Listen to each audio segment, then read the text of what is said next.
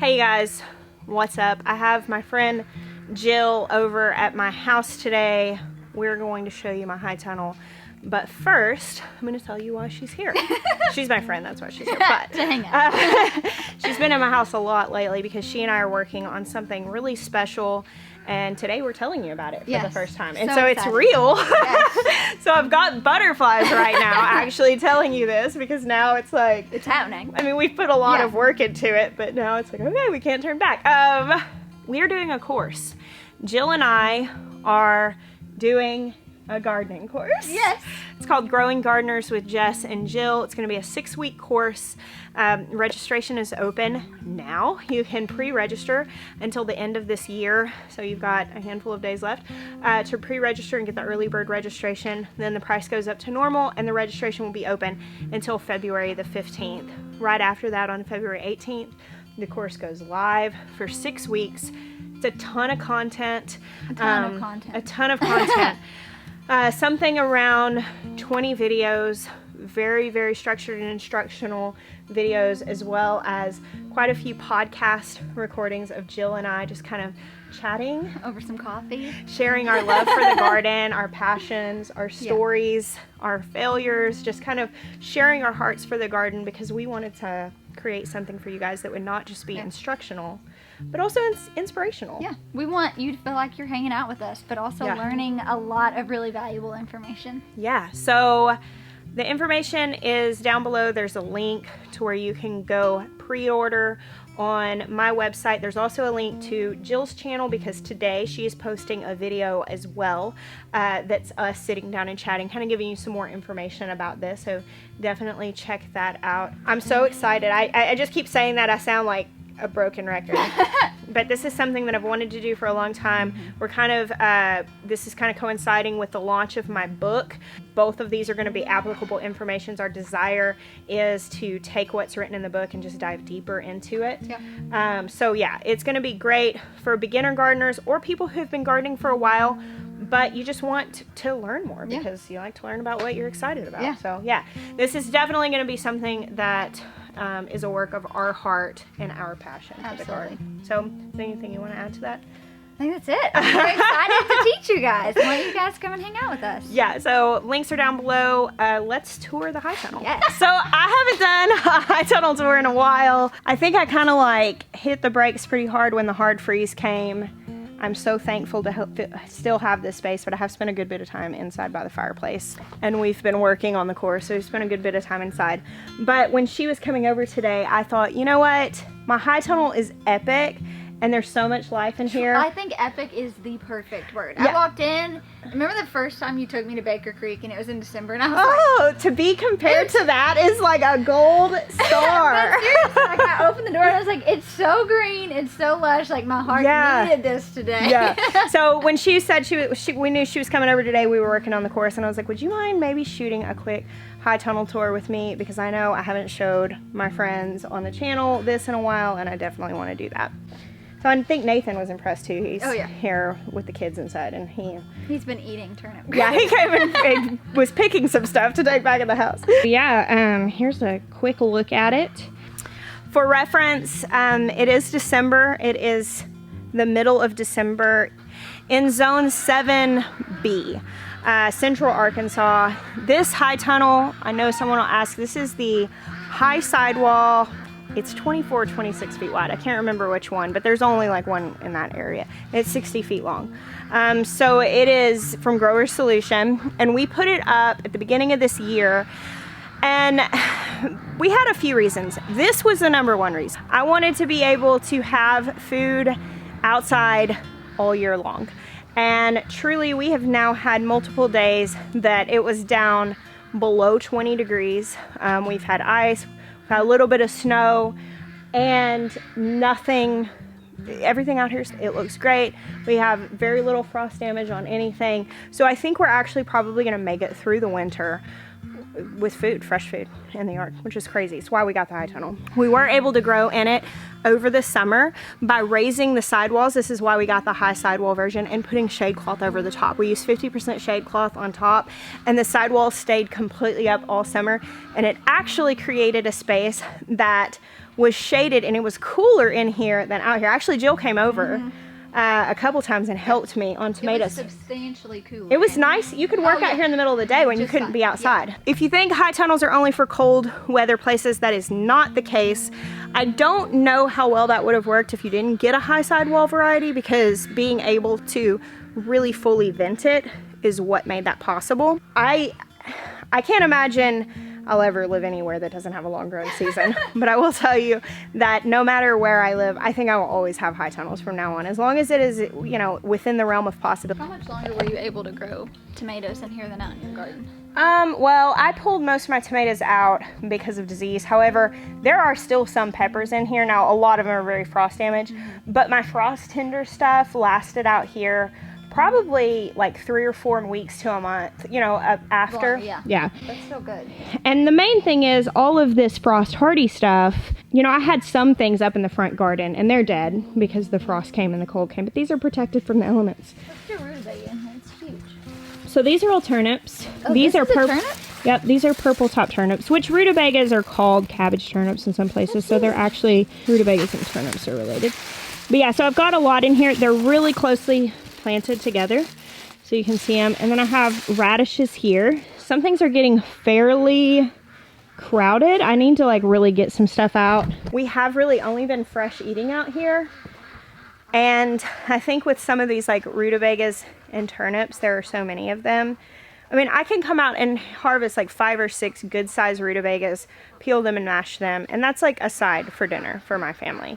And so when you have like 60 of them, you're just not getting through them. So I think I might pickle some or ferment them. I'm not sure, but I haven't preserved anything out here yet. These lettuces are pretty well done. We had harvested a lot of those. I still have a little bit of radishes here to pick. A lot of curly leaf kale, which I mean, I've been harvesting the kale, and it just keeps going. I have a few Chinese cabbages left. We had several of these and we've eaten most of them. This is some spinach that I just sowed a few weeks ago. See, I did try to keep some frost tender things, and it did freeze in here well enough that they died. However, check this out. I've got little volunteer tomatoes trying again. These are some purple top rutabagas down here on the end. Now the broccolis are all gone. I've still got the leaves in, but we've eaten the broccolis. And I was trying to pace using the cabbages, but a lot of these are about to go into things like sauerkraut because some of them are just starting to split. You know, we've eaten quite a few of them fresh, but I don't want to wait. I don't want to lose them to waste just because I was trying to save them over the winter. Jill, you can't help yourself, can you? You gotta help the little peas that are falling. Man, these Brussels sprouts really do look. Oh my gosh, these taste so good. From the cold, they taste like sugar. They do. I've never grown these before. This tastes so good. Don't let Nathan out here. I'll wipe you out. Man. Yeah, those are good. Those are exceptionally good. These actually look really good too. They have a tiny bit of frost damage. See if you guys can see. You see that marking on there? That's from frost damage. But frost did these pretty good. They're delicious. Actually, if you pick this like young kale here too, like everything after it freezes is so sweet. If you're not in a place to have a high tunnel, but you want to try to grow things through the cooler weather, it really depends on where you are. Obviously, if you're in one of the places that it gets far below freezing, and you know where you are. Every time I talk about growing through the winter, it never fails. Somebody from like Minnesota will be like, well, could I grow in that? And I'm like, I am so sorry, I don't know. Like if it freezes 2 feet into the soil, if it's that cold, I don't know what to do. I think in a lot of cases people need to use supplemental heat. I know there are growers that successfully grow in colder places by using layers inside tunnels and supplemental heat. If anybody knows anyone that's like putting content out about that, feel free to link them in my comments. I would love to be able to share those resources because I don't know. I live where it stays pretty mild.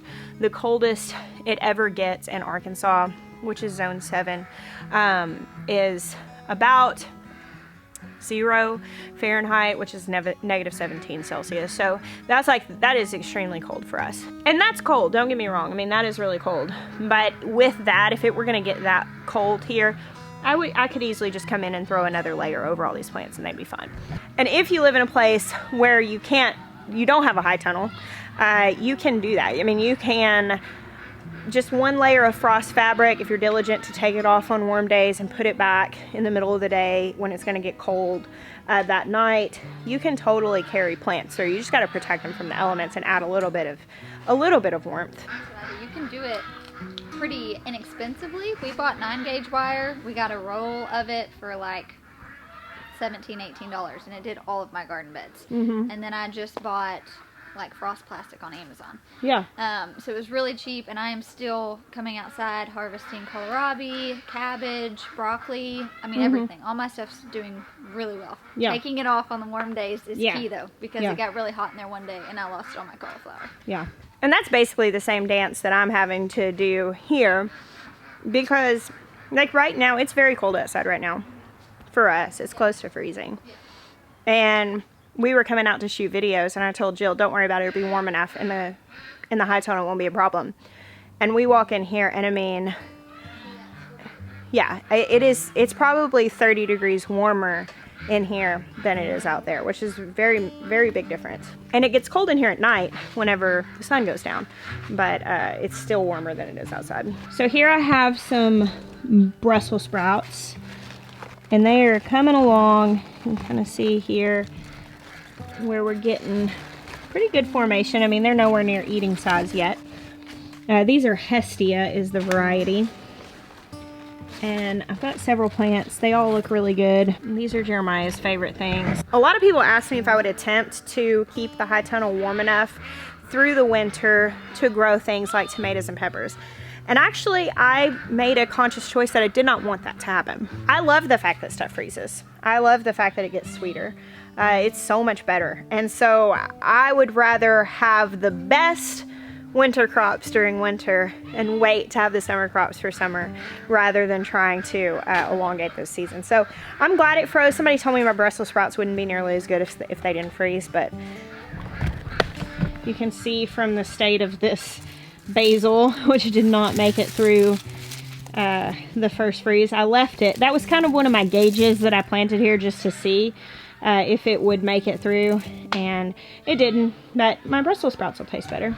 Now, this is my first winter with a high tunnel. As Jill was saying, she's done row covers this year, covering her stuff. I've done that in the past. A lot of things can make it down to like 20 or so Fahrenheit. Yeah, as long as your soil isn't frozen, yeah, especially for your root things, you're fine.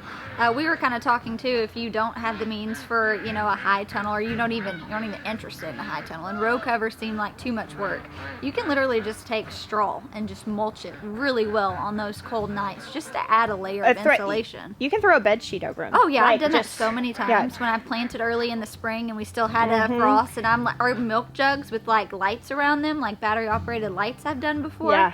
On my like really tender like things. As an emergency, yeah. Yes. There are options. Just keeping the worst of the weather off of them makes a really big difference. It really does. And you'll be surprised just how hardy your plants are too. Well, one winter I kept all my root vegetables and I just basically stored them in the garden. Yeah. And I think I threw a sheet over them a couple of nights that it was going to be getting pretty cold. But otherwise, I mean, I liked that because they grow a little slower outside, but you can just go harvest them when you need them. Yeah. Well, I mean, yeah, you have so many turnips. Like big turnips. I know. I need to use more of them. I had a bunch of turnips and rutabagas back here, and I've pretty well gotten most of them used at this point. And then the dinosaur kale, still got some more cabbages. These are growing a little slower back here because it's a little more shady from this big tree that's right behind it, so these don't get quite as much sun. These are more Brussels sprouts. I planted quite a few of those because Maya loves them. Y'all look at this rutabaga. This is ridiculous. I just left it because I wanted to see how big it would get. You could eat this. It would probably still be okay. It'd probably be a little bit chunky, like if you try to mash it or whatever, but you could cube it up. They get kind of pithy when they get that big. That's why I just left it. Is that nuts? I came back and harvested a bunch of these that were in here.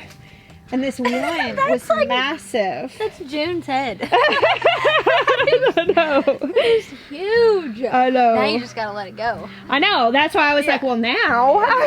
See how big it gets. Just weigh that thing. It's like the big fish, you know. You gotta let it. You I had a can't. friend who had a 14-pound kohlrabi. Oh my gosh, that's You need to crazy. weigh it and see how much it is. So, more dinosaur kale back here. These I left a little closer together, so the leaves are a little thinner. And these are just some little rutabagas that after I harvested the larger ones, I left these and they're starting to develop some roots. They have a little bit of powdery mildew. I need fans out here. I actually have some fans for this high tunnel that mount on the bracing, but we don't have power out here, and it's one of those things on the list to do because we need to dig a trench, we need to run it. And we're putting a new goat barn up, and we're gonna put power out to that also. So it's just on the list that we haven't gotten to yet. And it hasn't like totally ruined anything yet. Definitely dealt with a little bit of powdery mildew, but it's one of those things, it's like, well, I can still eat the roots. It's not ruining anything. So we haven't been like massively rushed to do it. I know those tomatoes, I feel like some of these, like the leaves are still totally fine. I know. I wonder if they hang on like all the way till spring, if you could take a clipping and like I know. see if you I'm not gonna pull them out just because I think that as long as they're willing to like struggle and try to live, I feel that's a bloom right there. Yeah. They had some flowers on them. Yeah. I've been shaking them just in case so that they would. That's wild. I know. I think it's crazy. Yeah. Here, I've got peppers that this side is dead from frost, but the inside is still okay. And it's also, this is just my curiosity that I'm leaving them. And I've also got I've got some jalapenos here, and I can still come pick fresh jalapenos. Which may be silly, but it just makes me happy to get to come pick my food as I need it. And so I've just left these here. The rest of this back here is planted. And right now it's like the shortest amount of sunlight of the year because the solstice is like next week. So we're nearing towards the shortest day. And after that, our days will start getting longer. So right now everything's growing really slowly, but it is growing. Like here, I've got some little cabbage sprouts in here, and back on that side, those are Brussels sprouts. And I've got some other seeds in here that haven't come up yet, but they will. What is this? That is calendula. This? Yep. And then it flowers? Mm-hmm. Like a just tall flower? Mm-hmm. Yeah, it puts up little stalks and it makes flowers. They're actually pretty good sized plants. Like one calendula plant, I mean, you give it a radius of about 18 inches or so. That's good though, because I'm growing this in the spring and this is not at all what I thought it was going to look like. Yeah. Yeah, it's really pretty. And my hope was with that, because I kind of piled a bunch of stuff in here. I'm thinking that I'll be able to start, these are those rutabagas, and I'll start harvesting from this end and basically give that some more room to spread out as I harvest away from it. A lot of times I will purposefully pack things in because then I can, as I thin, you know, like as I'm harvesting things, it's giving the other things the room they need. They don't need the room when they're little. It's like, how So is this typically when you grow this? Oh yeah, it's very frost hardy. Okay. Yeah. Can you grow it through the summer? Yeah, it does better when it's cooler. If you direct sow that in our zone, if you direct sow calendula mid to late January, maybe by February 15th, it's perfect. Yeah. See, I'm learning stuff. So you guys, I have to tell you this, that I learned about like cool weather gardening, and I'm not gonna say cold because it doesn't get hard cold here, but our winter, cool weather, the freezing temperatures, I learned that because my first seed collection, Jeremiah's Nana bought me this heirloom seed vault from some random heirloom seed place. I don't even know who they are. And I was so excited to grow them. And I had so many that I was like, well, if I lose some, I lose some. And I went and I made like these raised garden beds out of just materials I had.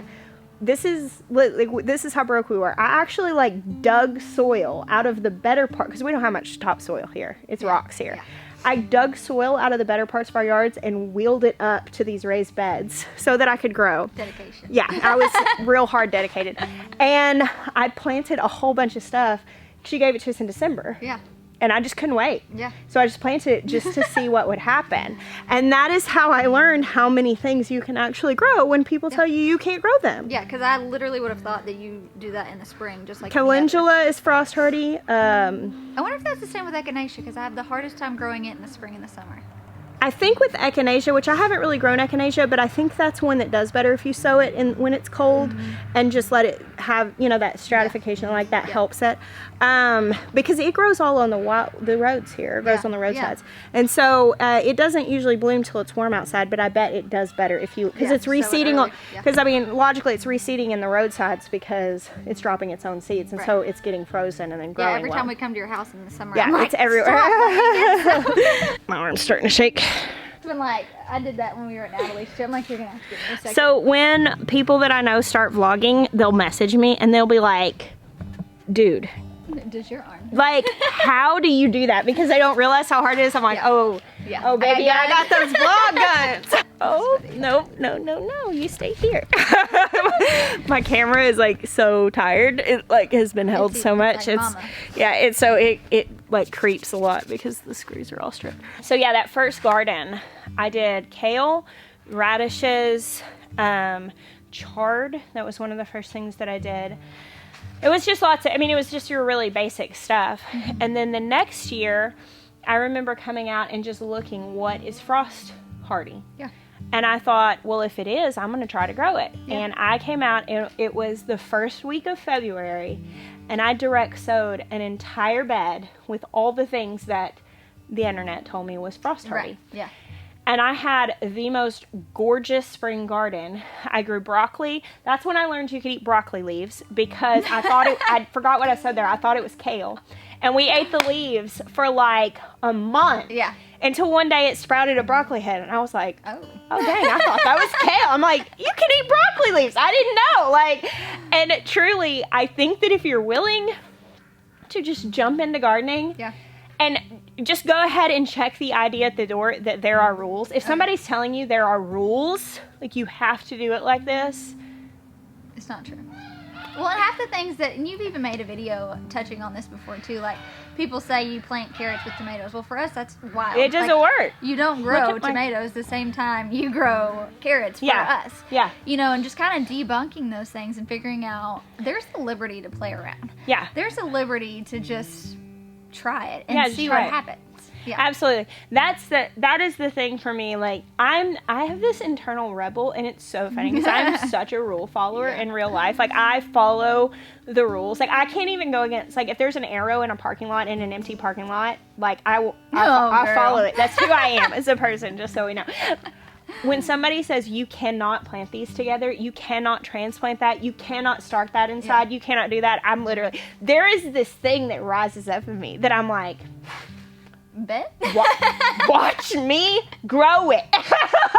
It's ridiculous. And never in my life, in anything else, have I been this way. Yeah. But in gardening, I'm like, there's a raging rebel inside of me. But look at the bounty that has come from it. You know what I mean? It's like, it's worth trying. It is, absolutely. There's great reward that comes My with thing is, seeds, you know, I know you can spend a lot of money on seeds if you really get into it, but you can also buy cheap seeds, and seeds are cheap comparatively to, like, obviously you wouldn't want to make a lot of risks with like started plants. Like there are things that if you're spending more money on, the risk factor is greater.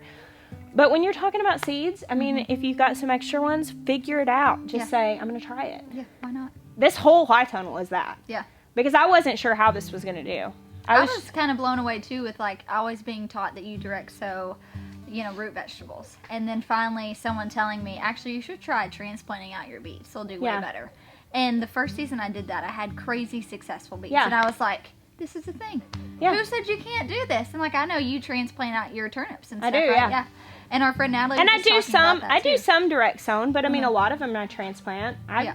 I think most everything that people tell you not to, you can. There are some cases where things may do better, But a lot of cases where people tell you don't ever do that. People say don't ever transplant sunflowers, and I've transplanted. I've never direct sowed sunflowers. Yeah, people say, and now I will say I've noticed squash can get a little bit like touchy. It still produces, but it stunts a little bit, but it still produces, so you can do it. But I prefer to place everything. Yeah. Like for me, I do not thrive with just like sticking seeds in. No, I need to visually see where it's at and then move several times. That is a major benefit to starting seeds. Yeah.